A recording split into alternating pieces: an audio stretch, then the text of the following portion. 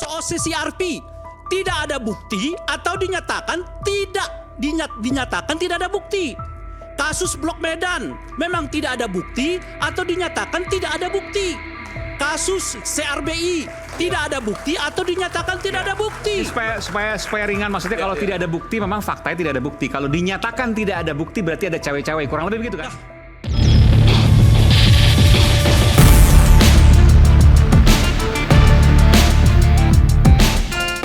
Gitu loh. Kenapa KPK yang kemarin tidak berani mentersangkakan? Iya. Itu pertanyaan. Iya.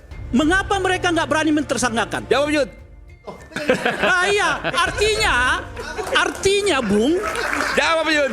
Kan gitu loh. artinya Bung, bukan karena mungkin tidak ada bukti, bukan, tapi mungkin ada kekuatan di luar mereka. Iya betul. Bahasa yang lain bisa diintervensi. Nah, berarti kan positioning. Kalau oke, positioning kalau itu kan? yang sekarang Kedudukan. bisa nggak diintervensi. Kedudukan. Sangat mungkin bisa diintervensi. Nah, tadi kita clearkan dulu nih, Bung Aiman, kan begitu ya.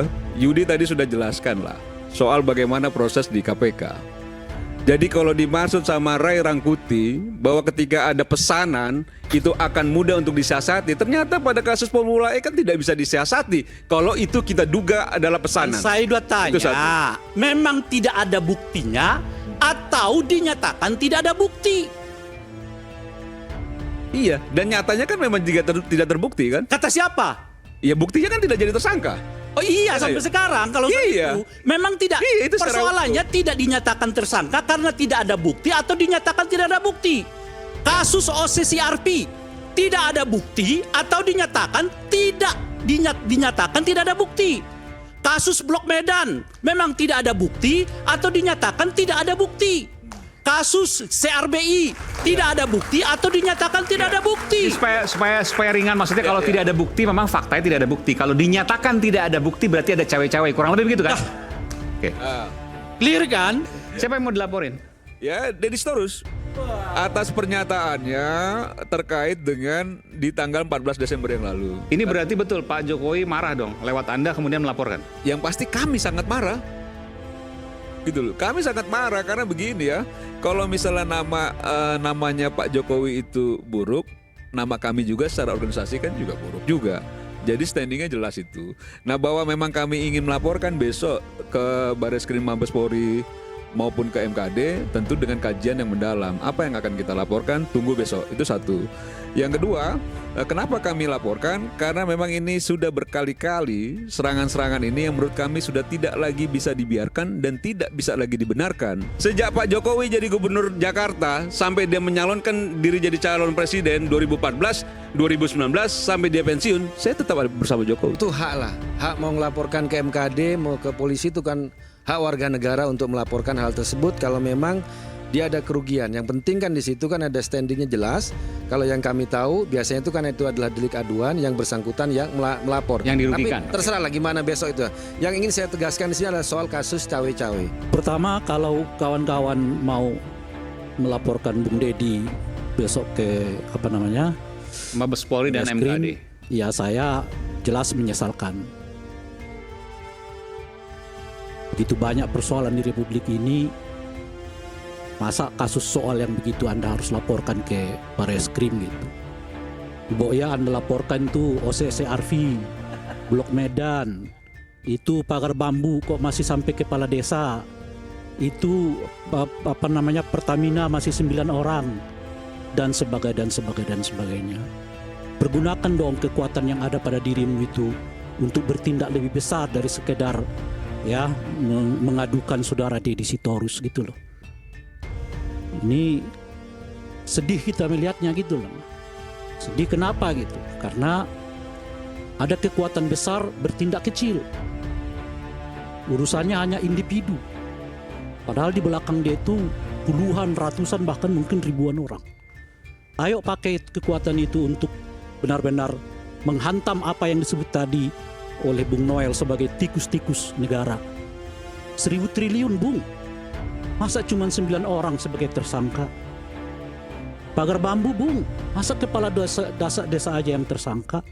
Saya sih sebetulnya lebih berharap mereka yang bersama dengan Pak Jokowi, bersama dengan Pak Prabowo, yang betul-betul all out untuk memastikan bahwa semua orang yang terlibat dalam penggarongan uang negara harus diproses di depan hukum. Itu yang kita harapkan sebetulnya. Di situ baru kelihatan manfaat besar keberadaan mereka dalam hal dukung-mendukung ini gitu. Itu pertama. Nah, yang kedua adalah kalau hubungannya dengan apa tadi itu batas ada batas gitu. Kita mungkin juga perlu untuk mengingatkan sekarang khususnya kepada Pak Prabowo. Apa itu gitu? Kondisi ekonomi kita kelihatan sedang tidak baik-baik saja. PHK di mana-mana. Dolar ya sangat kuat, rupiah kita terpuruk. Saham turun sampai 6% dan sebagainya. Saya bukan ahli ekonomi. Tapi hampir banyak ekonom mengatakan ini sinyal yang tidak terlalu menggembirakan bagi kesehatan ekonomi kita di masa yang akan datang. Artinya apa? Cukup dulu Pak Prabowo fokus saja dulu urus ekonomi. Supaya apa yang di depan mata kita ini terlihat seperti peristiwa yang ya mungkin menyeramkan dan sebagainya itu bisa kita lewati. Oleh karena itulah hal-hal yang katakanlah misalnya tidak sepenuhnya berhubungan dengan pemenuhan ekonomi ini nggak usah diprioritaskan dulu.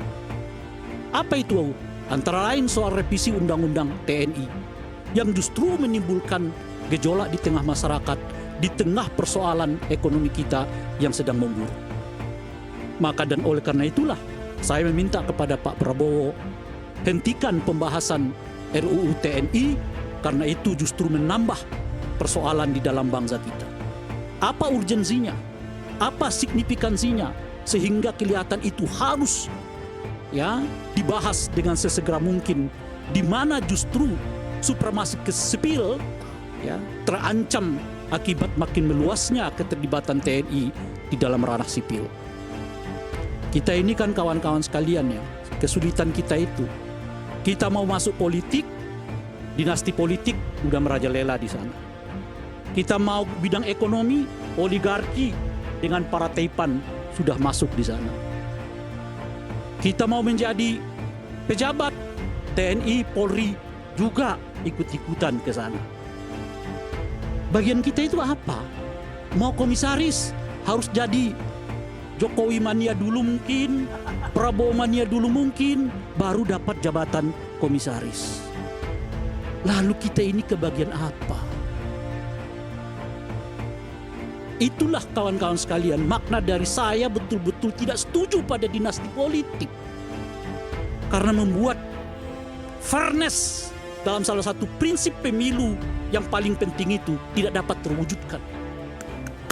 Yang membuat kita semua sekarang terkungkung, mau masuk politik, udah anak si anu di sana, anak si anu di sana, istri, suami, cucu, kakek, paman dan sebagainya di sana itu.